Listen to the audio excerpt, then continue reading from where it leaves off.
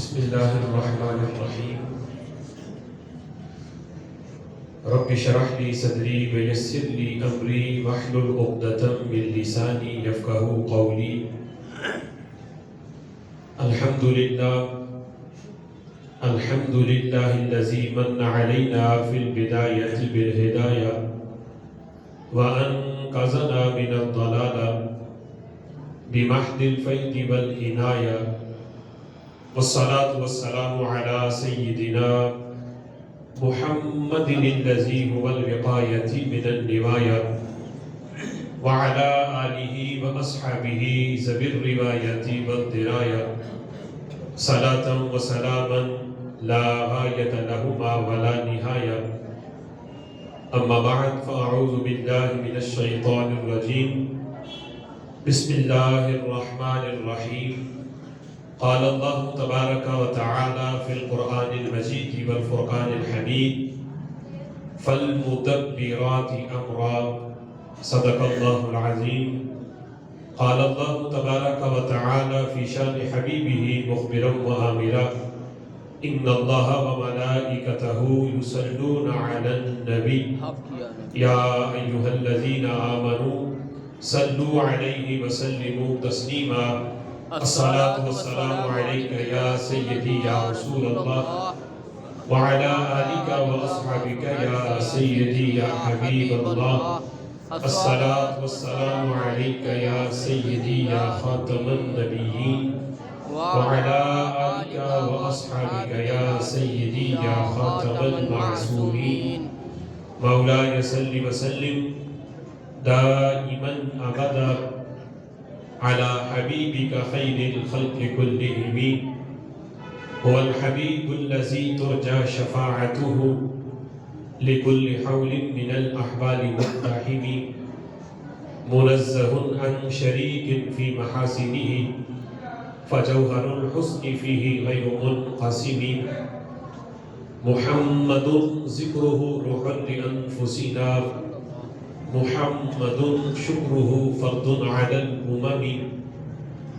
محمد تاج رسل الله كاتبة، محمد صادق الأقوال والكلم. يا رب صل وسلم دائما أبدا على حبيبك خير الخلق كلهم. اللہ وحدہ لا شریک کی حمد و ثنا اور حضور سرور کائنات، مفخر موجودات، زینت بزم کائنات، باعث تخلیق کائنات، دستگیر جہاں غم گسار زمان، حامی بے کساں سید سروران، قائد المرسلین، خاتم النبیین، احمد مجتبی جناب محمد مصطفیٰ صلی اللہ تعالی علیہ وبارک وسلم کے دربار ناز میں ہدیہ درود و سلام عرض کرنے کے بعد، نہایت ہی معزز محتشم حضرات و سامعین، رب ذوالجلال کے فضل اور توفیق سے جمعۃ المبارک کے اس بابرکت اجتماع میں ہم سب کو شرکت کی سعادت حاصل ہو رہی ہے۔ میری دعا ہے رب ذوالجلال ان مقدس لمحات کا صدقہ ہم سب کے گناہوں کو معاف فرمائے، اور رب ذوالجلال ہمیں قرآن و سنت کا فہم عطا فرمائے۔ آج کے جمعۃ المبارک میں ہماری گفتگو کا عنوان ہے تصرفات اولیاء بعد از وصال۔ سبحان اللہ۔ میری دعا ہے رب ذوالجلال ہمیں حق سن کر سمجھ کر اس پیغام کو آگے تک پہنچانے کی توفیق عطا فرمائے۔ اللہم آمین۔ ہمارا یہ عقیدہ ہے کہ رب ذوالجلال جن کو مقام ولایت عطا فرماتا ہے، خلق کائنات جل جلالہ جن کو اپنا قرب خاص عطا کرتا ہے، اللہ ان کو اپنی مدد کا مظہر بناتا ہے، اور خلق کائنات جل جلالہ انہیں کائنات میں تصرف کرنے کا اذن اور اختیار دیتا ہے۔ وہ دنیا میں موجود ہوں حیات ظاہری کے ساتھ، پھر بھی وہ اللہ تعالیٰ کے دیے ہوئے اذن سے کائنات میں تصرف کرتے ہیں اور دنیا سے چلے جائیں، ظاہری پردہ کر لیں، تو پھر بھی رب ذوالجلال کی دی ہوئی توفیق سے وہ اپنی قبر میں رہ کر بھی اللہ کے اذن سے کائنات میں تصرف کرتے ہیں اور رب ذوالجلال کی مخلوقات کی دستگیری اور ان کی مشکل کشائی کرتے ہیں۔ ہمارا یہ عقیدہ ہے جو متعدد موضوعات میں ہم نے اس کو بیان کیا کہ رب ذوالجلال کے اذن کے بغیر کوئی پتہ بھی ہلا نہیں سکتا، لیکن خالق کائنات جل جلالہ کی دی ہوئی توفیق سے رب ذوالجلال کے بندے مددگار بھی ہوتے ہیں، مشکل کشا بھی ہوتے ہیں۔ سبحان اللہ، بے شک اس کائنات کا مدبر رب ذوالجلال ہے، لیکن خالق کائنات جل جلالہ نے کچھ اپنے بندوں کو بھی کائنات کا مدبر بنایا اور کائنات کی تدبیر کا جو انتظام ہے وہ اپنے بندوں کو بھی عطا کیا، اور مجازاً ان پر بھی مدبر کا اطلاق ہوتا ہے، انہیں بھی مدبر کہا جاتا ہے۔ جیسا کہ خالق کائنات جل جلالہ نے اپنے کچھ فرشتوں کی ڈیوٹی لگائی کہ جو بارش نازل کرتے ہیں، کچھ فرشتوں کی ڈیوٹی وہ ہوا چلاتے ہیں، کسی کی ڈیوٹی ہے کہ وہ رب ذوالجلال کے اذن سے وہ روح قبض کرتا ہے، کوئی رزق بانٹنا کسی کی ڈیوٹی ہے۔ اگرچہ یہ سارے کام اللہ فرشتوں کا محتاج نہیں تھا کہ معاذ اللہ وہ خود کر نہیں سکتا تھا، اس لیے فرشتوں کی ڈیوٹی لگائی۔ رب ذوالجلال ہر چیز پر قادر ہے، وہ کن کہے تو سارے معاملات ہو جاتے ہیں، لیکن رب ذوالجلال نے اس کے باوجود کائنات کی تدبیر کا جو نظام ہے وہ فرشتوں کو دیا اور مختلف کام ان کے سپرد کیے۔ یہ آیہ کریمہ جو میں نے پڑھی ہے فَالْمُدَبِّرَاتِ أَمْرًا، اس میں جو مدبر کا لفظ رب ذوالجلال نے استعمال کیا تو یہاں فرشتوں کو مدبر کہا جا رہا ہے کہ فرشتے جو ہیں وہ رب ذوالجلال کے اذن سے اور اس کے حکم سے کائنات کا نظام چلاتے ہیں۔ حقیقی چلانے والا اللہ ہے، حقیقی مدبر اللہ ہے، لیکن رب ذوالجلال فرشتوں کو بھی مدبر فرما رہا ہے۔ تو جب رب ذوالجلال کے فرشتے مدبر ہیں تو وہ انسان جو اپنی خواہشات کو ترک کر کے وہ نور حاصل کرتا ہے، رب ذوالجلال کا قرب پا لیتا ہے، تو خالق کائنات جل جلالہ کائنات کا نظام اور تدبیر اپنے اولیاء اور اپنے بندوں کو بھی عطا فرما دیتا ہے۔ سبحان اللہ، سبحان اللہ۔ حضرت شاہ عبدالعزیز محدث دہلوی رحمۃ اللہ علیہ تفسیر عزیزی میں آپ فرماتے ہیں کہ رب ذوالجلال کے کچھ اولیاء اس مقام پر پہنچے ہوئے ہوتے ہیں، وہ رب ذوالجلال کا اتنا قرب انہیں میسر آتا ہے کہ دنیا سے چلے جانے کے بعد بھی وہ اپنی قبر میں موجود ہوں، پھر بھی رب ذوالجلال کے اذن اور اللہ کی توفیق سے وہ لوگوں کی مشکل کو حل کرتے ہیں۔ جو مشکل میں پھنسے ہوئے مصیبت زدہ لوگ ان کی قبر پہ چلے جائیں، اگرچہ وہ اللہ کے ولی دنیا سے جا چکے ہیں، لیکن ایسا نہیں کہ وہ مر کے مٹی ہو چکے ہیں۔ حضرت شاہ عبدالعزیز رحمۃ اللہ علیہ فرماتے ہیں کہ قبر میں چلے جانے کے بعد بھی خالق کائنات جل جلالہ اپنے کچھ اولیاء کو تصرف اور اختیار کی توفیق دیتا ہے کہ وہ رب ذوالجلال کے بندوں کی مشکل کو حل کر کے وہ اپنی قبر میں بھی تصرف کرتے ہیں۔ کس طرح کا تصرف؟ حضرت شاہ عبدالعزیز رحمۃ اللہ علیہ فرماتے ہیں کہ وہ ارباب حاجات و مطالب حل مشکلات خود، کہ جو بھی حاجت زدہ ہو کسی مطلب کو مطلوب تک پہنچنا چاہتا ہو، کسی مطلب کو حاصل کرنا چاہتا ہو، کسی مشکل میں پھنسا ہوا ہے، وہ چلتے چلتے اس اللہ کے ولی کے قرب میں آ جائے، اگرچہ وہ دنیا سے جا چکا ہے، وہ وہاں آ کے رب ذوالجلال کی بارگاہ میں اس کے وسیلے سے جب اپنی مشکل کے لیے دعا کرتا ہے تو خالق کائنات جل جلالہ کے ولی اللہ کی توفیق سے اس کی مشکل کو حل کر دیتے ہیں۔ سبحان اللہ۔ اس سلسلہ میں حضرت شیخ عبدالحق محدث دہلوی رحمۃ اللہ علیہ، جنہیں محقق علی الاطلاق کہا جاتا ہے، بر صغیر پاک و ہند میں جس تک بھی حدیث کی سند پہنچی وہ حضرت شیخ عبدالحق محدث دہلوی رحمۃ اللہ علیہ کی ذات گرامی کے بغیر حدیث کی سند مکمل نہیں ہوتی، یعنی جس تک بھی پہنچی ہے بیچ میں اس ہستی کا نام ضرور آتا ہے۔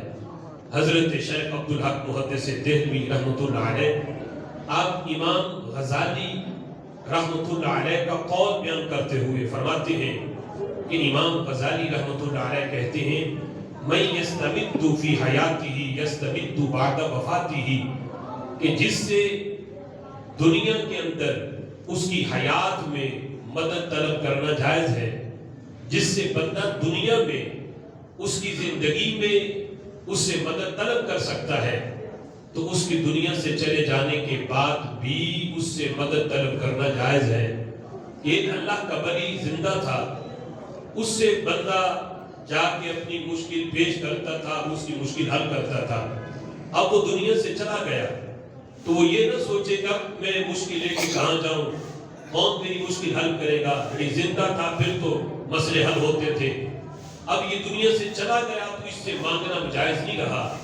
تو امام غزالی رحمۃ اللہ علیہ کہتے ہیں من یستمد فی حیاتہ یستمد بعد وفاتہ، جس سے زندگی میں مدد طلب کی جا سکتی ہے اس کے دنیا سے چلے جانے کے بعد بھی اس سے مدد مانگنا جائز ہے۔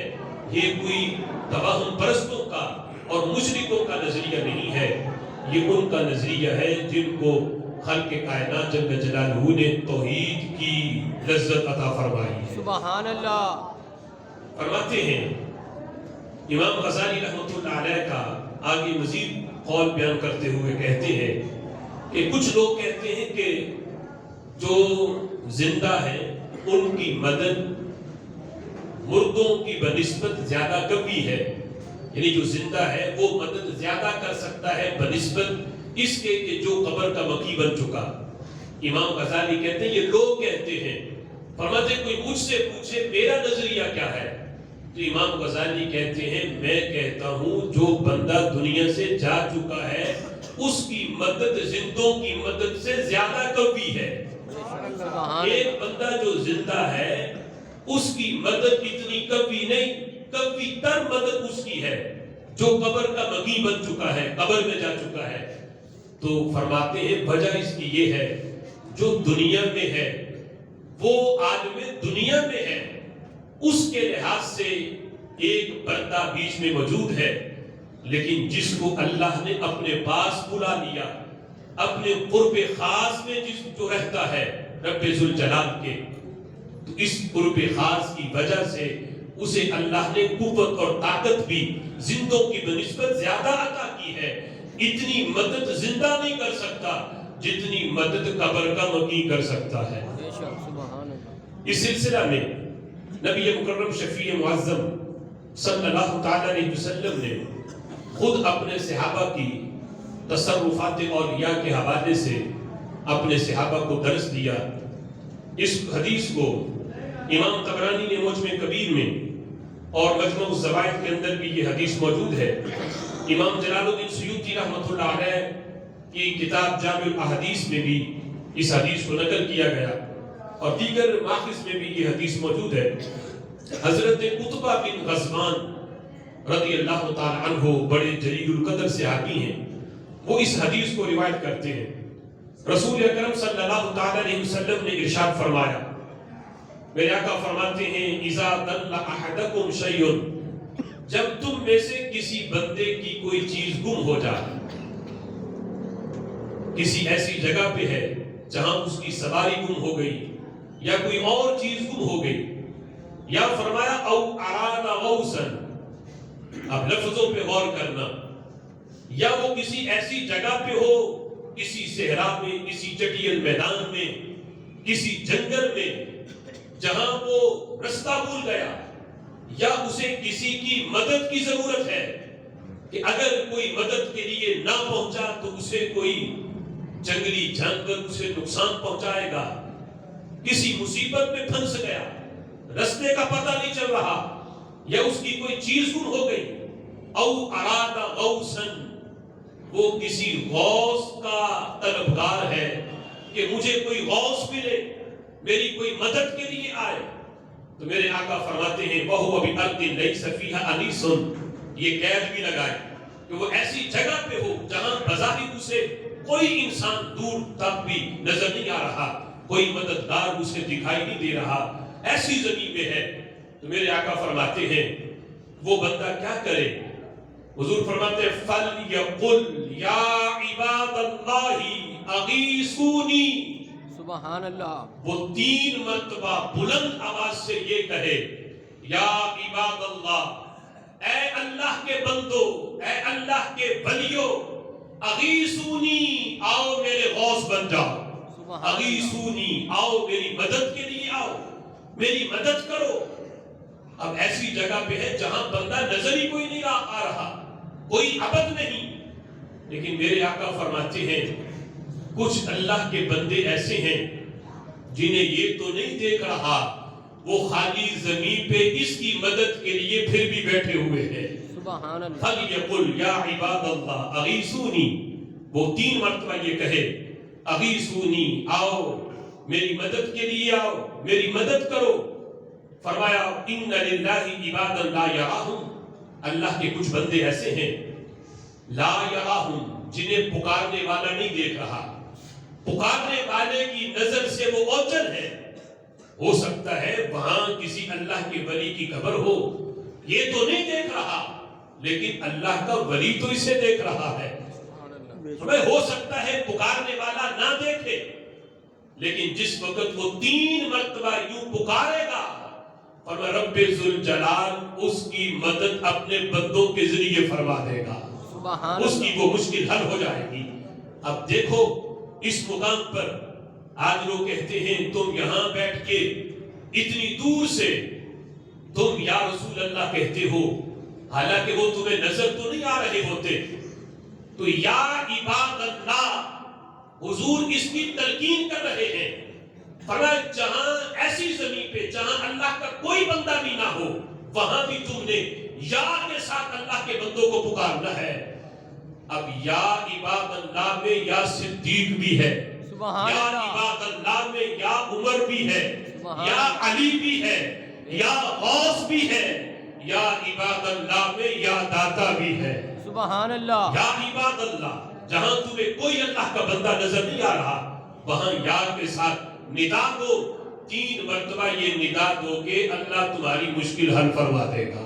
سبحان اللہ۔ اور اسی حدیث کو جو دیگر لفظوں کے ساتھ حضرت عبداللہ بن سلام رضی اللہ تعالیٰ عنہ اور حضرت عبداللہ بن مسعود رضی اللہ تعالیٰ عنہ نے اس حدیث کو روایت کیا، اور یہ حدیث بھی امام طبرانی نے اپنی موجم کے اندر موجم کبیر میں اس کو نقل کیا۔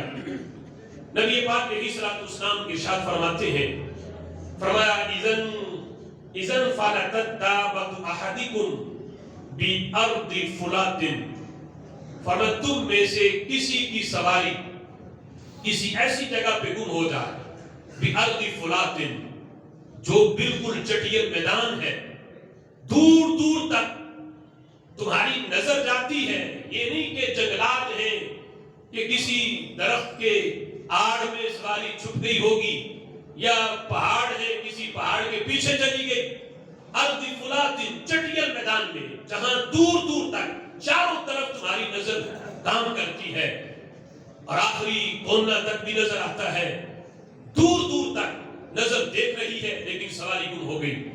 اب بظاہر سبب تو کوئی نہیں کہ دائیں بھی بندہ دیکھتا ہے، جہاں تک نظر جاتی ہے سواری نظر نہیں آ رہی، نہ آگے نہ پیچھے، نہ دائیں نہ بائیں۔ اور میں ایسی حالت میں بھی گھبراؤ نہ، کیا کرو؟ فل ینادی، ندا دو۔ آج مشکل پڑے تو ہم کہیں یا رسول اللہ، اس طرح ندا دیں تو لوگ کہتے شرک ہو گیا۔ میرے محبوب علیہ الصلوۃ والسلام معاذ اللہ کے اپنے صحابہ کو شرک کی تعلیم دے رہے تھے، وہ تو شرک کی جڑیں کاٹنے آئے تھے۔ میرے محبوب فرماتے ہیں تم میں سے کسی بندے کی سواری گم ہو گئی، فل ینادی، بندہ کوئی نظر نہیں آ رہا، ندا دے۔ کس طرح؟ یا عباد اللہ، اے اللہ کے بندو، احبسو احبسو، میری اس سواری جہاں ہے اسے روک دو۔ اے اللہ کے بندو، میری سواری جہاں ہے اسے روک دو اور مجھے اس سواری تک پہنچا دو۔ جہاں ہے یہ بھاگنے نہ پائے، جہاں ہے یہ رک جائے اور میں اس سواری تک پہنچ جاؤں۔ میرے محبوب فرماتے ہیں فَإِنَّ لِلَّهِ عِبَادًا فِي الْأَرْضِ حَاضِرٌ يَسْتَحْبِسُهُ، اللہ کے کچھ بندے ایسے ہیں جو وہاں پہ حاضر ہوتے ہیں، اگرچہ وہاں اس وقت موجود نہ ہو، لیکن جب اس نے پکارا ہے اللہ کے کچھ بندے وہاں پہ حاضر ہوتے ہیں، یستحبسہ، اور اس کے لیے سواری کو روک دیتے ہیں، اسے وہ سواری مل جاتی ہے۔ نبی پاک علیہ الصلوۃ والسلام نے اس مقام پر بھی رب ذوالجلال کے جو اولیاء ہیں، نیک بندے ہیں، ان کی عظمت اور ان کے تصرف کو بیان کرتے ہوئے فرمایا اگرچہ نظروں سے اوجھل ہے، تمہیں دکھائی نہیں دے رہے، قبر والا بھی نظر سے اوجھل ہے، ہمیں دکھائی نہیں دے رہا۔ فرمایا جب جنگلات میں، صحرا میں اللہ کے بندے تصرف کرتے ہیں تو قبر کا مقیم قبر میں بھی تصرف فرما سکتا ہے۔ سبحان اللہ۔ حضرت علی رضی اللہ تعالیٰ عنہ اس حدیث کو روایت کرتے ہیں، اور اس حدیث کو ابن عساکر نے اپنی تاریخ کے اندر اس کو نقل کیا، بڑی ضخیم کتاب ہے، اس میں یہ روایت موجود ہے، اور راوی حضرت علی رضی اللہ تعالیٰ عنہ ہے۔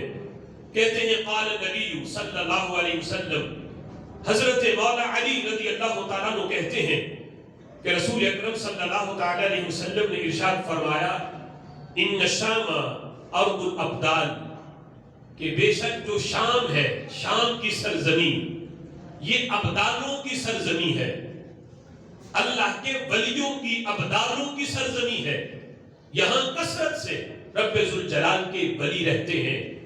شام کی سرزمین کو یہ شرف حاصل ہے۔ فرمایا بہم تسقون وبہم تنصرون علی اعدائکم، اور اللہ کے ولی ایسے ہیں دنیا میں موجود ہو پھر بھی وہ مدد کرتے ہیں، دنیا سے چلے جائیں پھر بھی اللہ انہیں تصرف کا اختیار دیتا ہے۔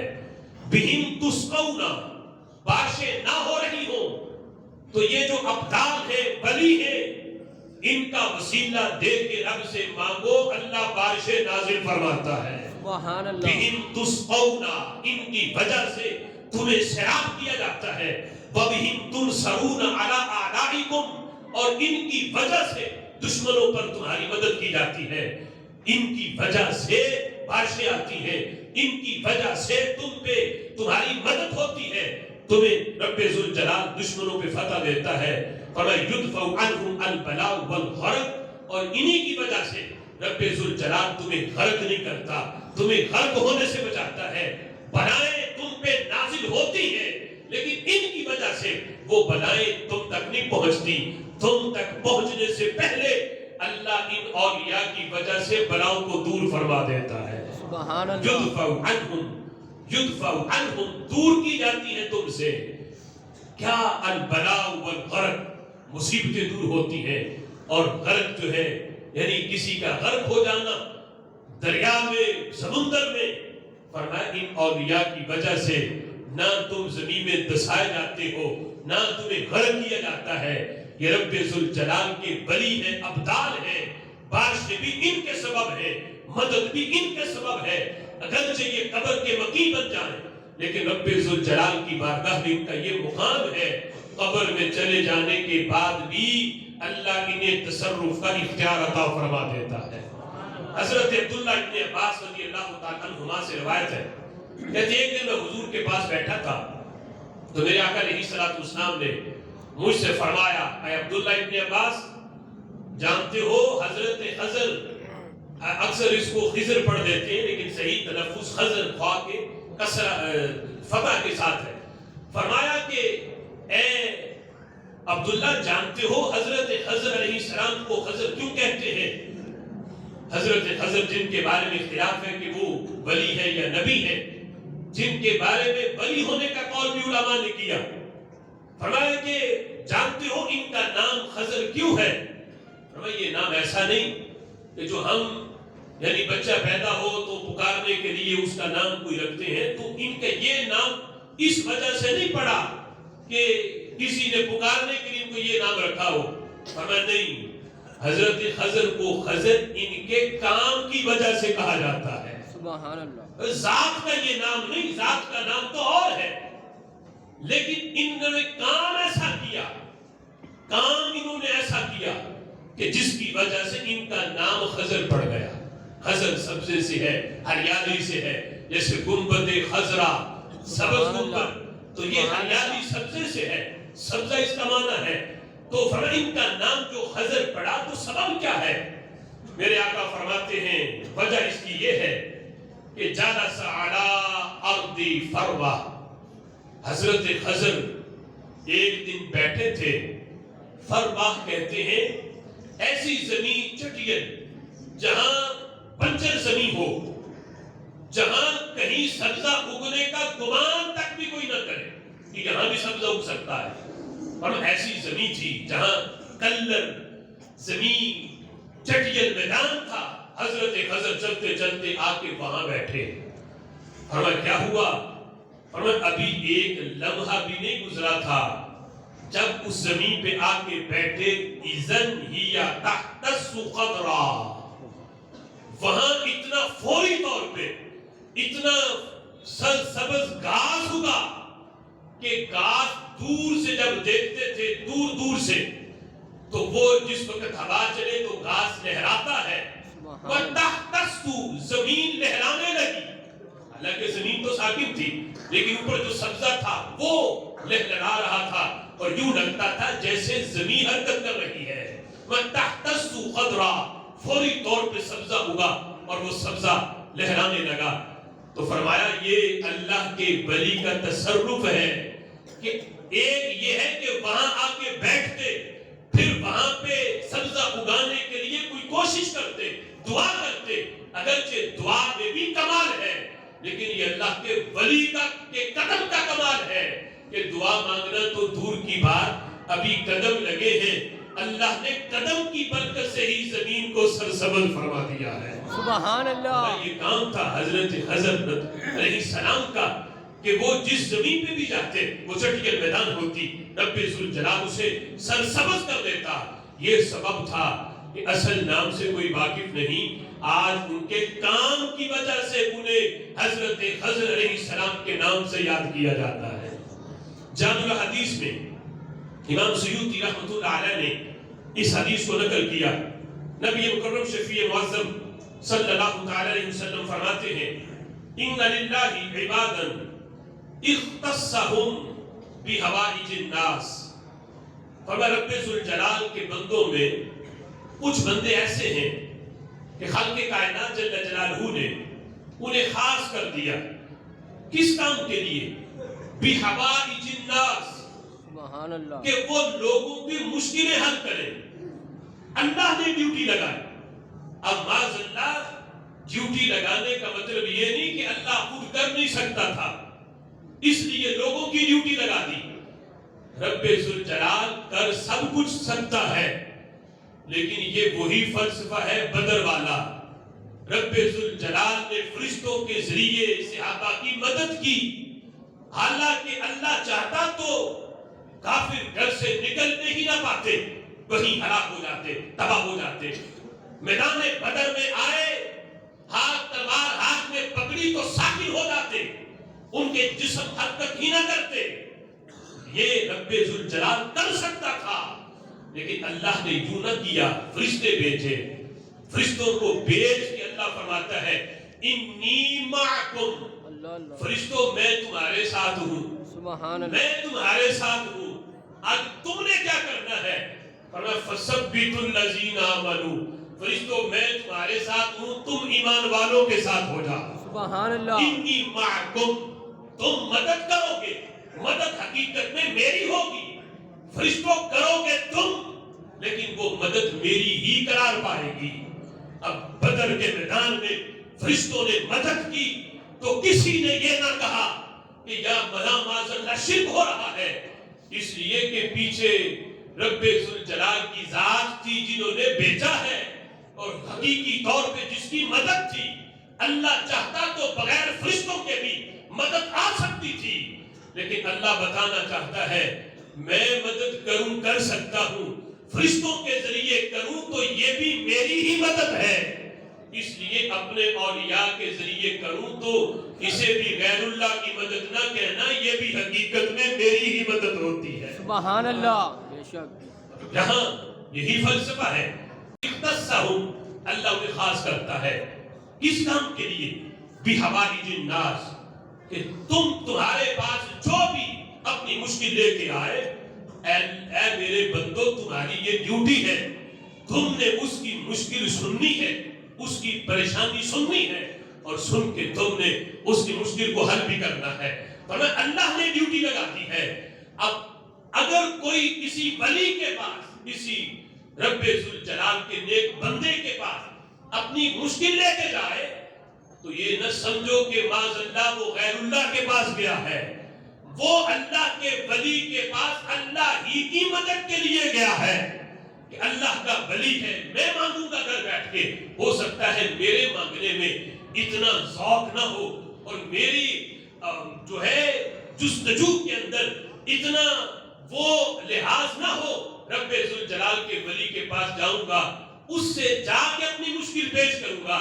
جب وہ اللہ کے دربار میں میری مشکل بیان کریں گے، اللہ ان کی زبان سے نکلے ہوئے الفاظ کو پورا فرما دے گا. سبحان اللہ. میرے آقا خود فرماتے ہیں اللہ کے بندوں میں میرے صحابہ کچھ ایسے ہیں اگر اللہ پہ وہ قسم اٹھا لیں کہ یہ کام یوں ہوگا، لَأَبَرَّهُ، اللہ ان کی اس قسم کو پورا فرما دیتا ہے. سبحان اللہ. اگر وہ قسم اٹھا کے کہہ دے نا کہ اللہ کی قسم یوں ہی ہوگا، قسم اٹھا کے یوں کہہ دے، اور اللہ ان کی اس قسم کی اتنی لاج رکھتا ہے، جس طرح وہ کہہ دیتے ہیں اللہ ویسے ہی فرما بھی دیتا ہے. نبی مکرم شفیع معظم صلی اللہ تعالی علیہ وسلم نے اس انداز میں اس حقیقت کو بیان کیا کہ رب ذوالجلال کے ولی دنیا میں موجود ہوں پھر بھی تصرف کرتے ہیں، دنیا سے چلے جائیں اللہ پھر بھی انہیں تصرف کا اختیار دیتا ہے. سمرقند کے اندر امام اللہ علی قاری رحمۃ اللہ علیہ نے مشکات کی ایک حدیث کی شرح میں اس بات کو لکھا کہ سمرقند میں جب بارش نہیں ہو رہی تھی تو لوگ اکٹھے ہو کر جس وقت نماز استسقاء بھی پڑھ رہے تھے، دعائیں مانگ رہے تھے، لیکن بارش نہ ہوئی تو کچھ لوگوں نے کہا، جو قاضی سمرقند تھا ان سے جا کے کہا کہ یہ امام بخاری کا مزار قریب ہی تو ہے، ہم اکٹھے ہو کے وہاں جاتے ہیں اور امام بخاری کے وسیلے سے دعا کرتے ہیں تو رب ذوالجلال ہماری دعا قبول فرمائے گا.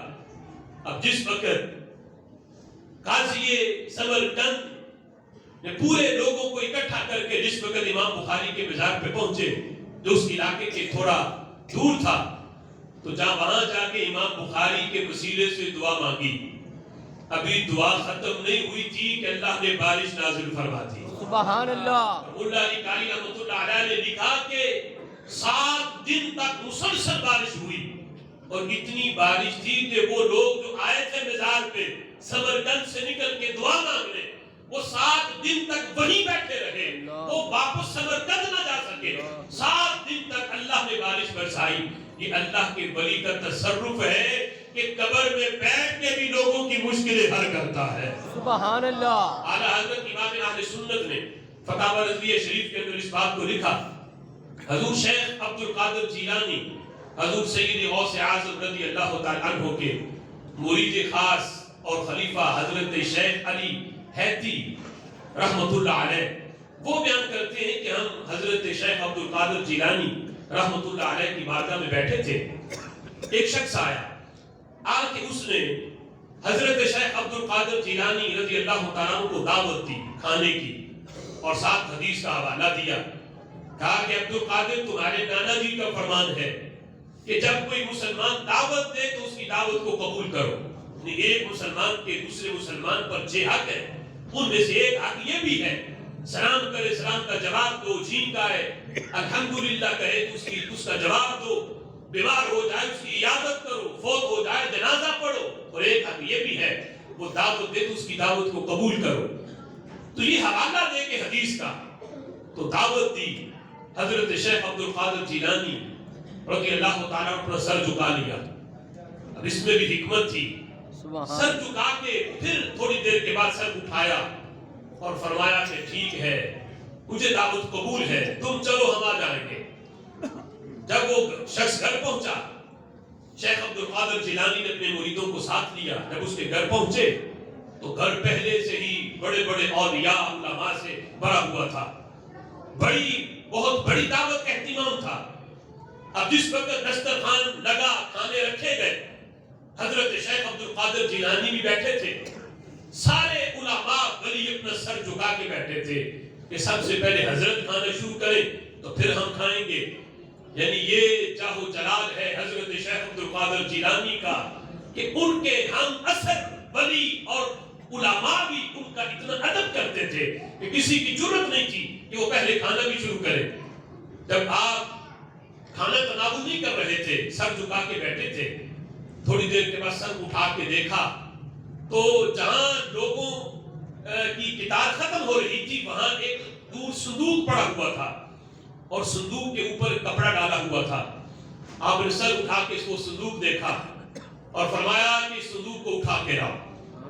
اس صندوق کو اٹھا کے جب قریب لایا گیا، اس سے کپڑا ہٹایا گیا تو اس صندوق میں اس صاحب خاندان کا ایک بچہ تھا جو مادرزاد نبینا بھی تھا، مفلوج بھی تھا، برس کا مرض بھی تھا اور پن کا مرض تھا اور طرح طرح کی بیماریوں میں وہ مبتلا تھا. نہ سن سکتا تھا، نہ بول سکتا تھا، نہ دیکھ سکتا تھا.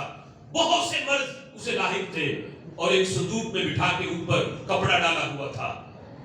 آپ نے فرمایا کہ میں جانتا ہوں جب تم نے مجھے آ کے دعوت دی تھی میں نے جو سر جھکایا تھا تو سر جھکا کے میں نے معلوم کیا کہ دیکھوں تو صحیح کہ تم مجھے دعوت دینے کیوں آئے ہو. تم تو اپنے بیٹے کا مسئلہ حل کروانے آئے ہو. بہانہ تم نے دعوت کا بنایا ہے، اصل میں معاملہ تم نے اپنے بیٹے کا حل کروانا ہے. تو میں نے اس لیے پہلے وہاں رابطہ بحال کیا کہ اس کے بیٹے کا مسئلہ حل کیسے کرنا ہے. اب کھانا میں اس لیے نہیں کھا رہا تھا کہ تم نے جس مقصد کے لیے بلایا ہے میں اس مقصد کو پورا کروں گا اور پورا کر کے واپس چلا جاؤں گا. سبحان اللہ. آپ نے جس وقت کپڑا ہٹایا اور اس کے بیٹے سے مخاطب ہوئے فرمایا قم باذن اللہ معافی. فرمایا بیٹے تمہاری ساری پریشانی اب تک جو تم نے جب سے پیدا ہوئے ہو تم نے مصیبت میں گزاری ہے. قم باذن اللہ. اب ساری مشکلات کو دور کر کے اللہ کے حکم سے کھڑے ہو جاؤ. سبحان اللہ. قم باذن اللہ معافی. تمہیں عافیت دے دی گئی، آنکھیں بھی مل گئی، سماعت بھی مل گئی، بولنے کی قوت بھی مل گئی، کوڑ پن کا مرض بھی تمہارا دور ہوا، تمہارا جو مفلوج تھے وہ تمہاری بیماری بھی ختم ہوئی. اللہ نے میرے آنے کی برکت سے تمہاری ہر بیماری کو دور کر دیا ہے. قم باذن اللہ معافی. عافیت تمہیں دے دی گئی. یہ حضرت شیخ عبد القادر جیلانی رضی اللہ تعالیٰ عنہ کا تصرف ہے. صرف ظاہری حالات ہی نہیں، اس بندے کے دل کی کیفیت کو جان کے بھی اس کا مسئلہ حل کیا ہے. اللہ کے ولی دنیا میں موجود ہوں پھر بھی تصرف کرتے ہیں، دنیا سے چلے جائیں. یہ پچھلے موضوع میں بھی میں نے بیان کیا کہ صرف ہمارے لحاظ سے پردہ ہے، بقیہ رب ذوالجلال انہیں ایسی حیات دیتا ہے قبر والا قبر میں سن بھی رہا ہوتا ہے اور اللہ کی دی ہوئی توفیق سے تصرف بھی کر سکتا ہے. سبحان رب اللہ. ذوالجلال کی بارگاہ میں دعا ہے جو سنا اللہ تعالیٰ یاد رکھنے، اس پیغام کو آگے تک پہنچانے کی توفیق عطا فرمائے.